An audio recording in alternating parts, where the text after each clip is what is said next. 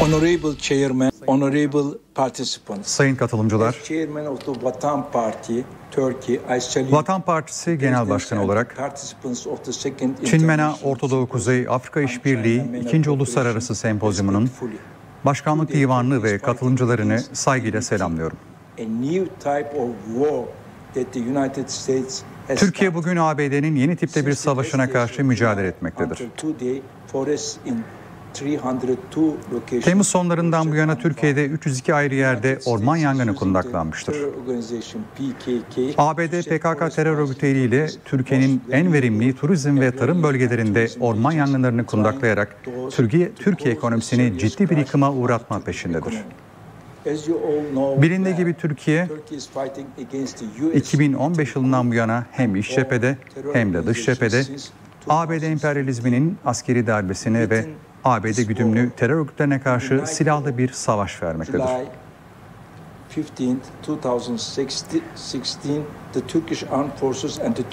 Bu savaş kapsamında 2016 yılı 15-16 Temmuz gecesi ABD'nin NATO ülkelerinde örgütlediği Gladio denen silahlı örgütlenmenin darbesi, Türk ordusunun ve halkının silahlı mücadelesiyle ezildi.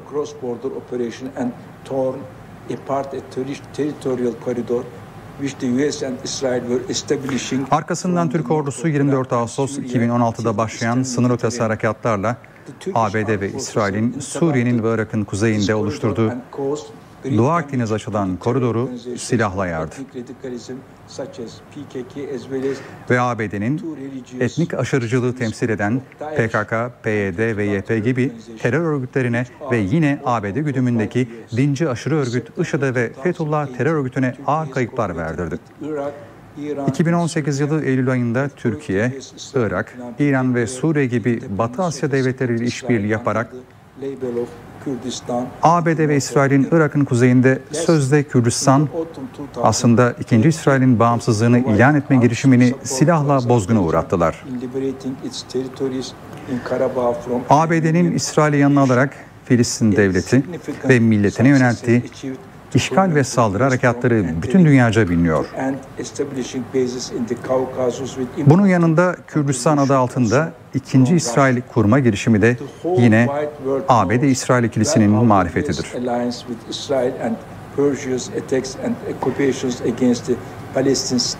İsrail 3. olarak Doğu Akdeniz ve Kıbrıs'ta da ABD'li birlikte görüyoruz.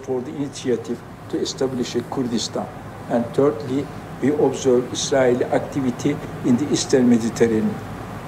Here, the U.S., Israel and Greece ABD, İsrail ve Yunanistan, their cannons towards Nobledina ve Nemesis tatbikatlarıyla namlarını Türkiye'ye çevirmiş bulunuyorlar. Çünkü Doğu Akdeniz'de ABD planını bozan Kuzey Kıbrıs Türkiye Cumhuriyeti'dir.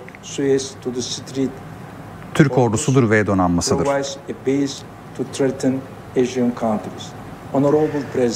ABD Türk ordusunu ve Kuzey Kıbrıs'tan atmak, Kıbrıs'ı batmayan bir uçak gemisi olarak kullanmak peşindedir. Kıbrıs Adası, Kuzey Afrika'dan Süveyş Kanalı ve Hürmüz Boğazı'na kadar stratejik önemdeki alanı, dahası Asya ülkelerini tehdit edebilecek bir konuma sahiptir. Sayın Başkan, değerli dostlar, ABD-İsrail eksenli tehdidin öncelikle hangi ülkeye hedef aldığını belirlemek için şu haritaya göz atmamız yeter. Görüldüğü gibi Türkiye, ABD'nin kurduğu üslerle kuşatılmış durumdadır. Tam da bu noktada ABD'nin sözde Kürdistan ve sözde Doğu Türkistan girişimlerinin aynı planın parçası olduğunu saptamak ufkumuzu açacaktır. Bu iki girişim Çin'i dünya ile buluşturan Kuşak Yol girişimini kesiyor. Yine Doğu Akdeniz, Kuşak Yol'un Akdeniz güzergahı üzerindedir.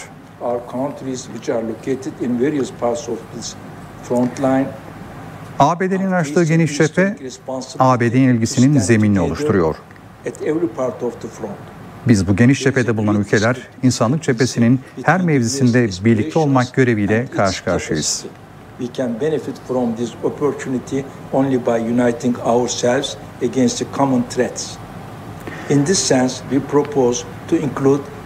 ABD'nin ihtirasları ile gücü arasında büyük bir uyumsuzluk var. Bu fırsat ancak birleşerek ve cephemizi ortak tehditlere dönerek hayata geçirebiliriz. Bu bağlamda sempozyumumuzun karar tasarısında şu maddelerinde yer almasını öneriyoruz.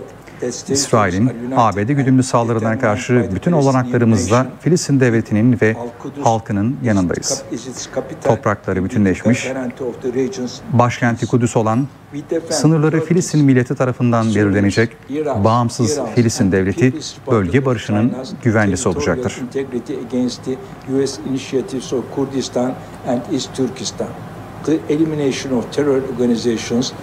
ABD'nin terör örgütleri aracıyla yürüttüğü Kürdistan ve Doğu Türkistan girişimlerine karşı Türkiye'nin, Suriye'nin, Irak'ın, İran'ın ve Çin Halk Cumhuriyeti'nin toprak bütünlüğünü savunuyoruz. PKK, FETÖ ve Doğu Türkistan İslami Partisi gibi terör örgütlerinin temizlenmesi bütün bölge ülkelerinin yararınadır. Barışı ve gelişmeyi tehdit eden ABD ve NATO üslerinin tasfiye edilmesi ve terör örgütlerinin temizlenmesi için işbirliği ve dayanışmada kararlıyız. Libya'nın toprak bütünlüğünün sağlanması, Doğu Akdeniz'de güvenliğin önemli bir unsurudur. Libya petrolleri Libya halkınındır. Kuzey Afrika, Batı Asya ve bütünüyle Asya ülkelerine yönelik yaptırım ve ambargoların kaldırılmasına omuz vermek bütün bölge ülkelerinin ortak görevidir.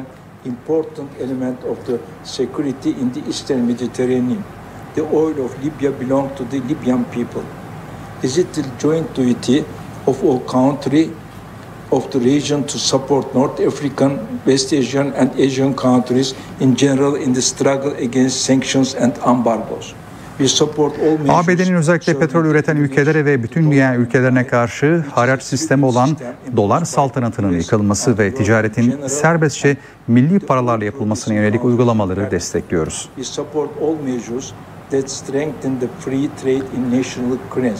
ABD'nin hepimize hedef alan tehditleri başarıya ulaşamayacaktır. ABD, Batı Asya'da ve en son Afganistan'da yenilmiştir. Doğu Akdeniz'de ve Pasifik'te de yenilecektir. Atlantik uygarlığının sonu gözükmüştür.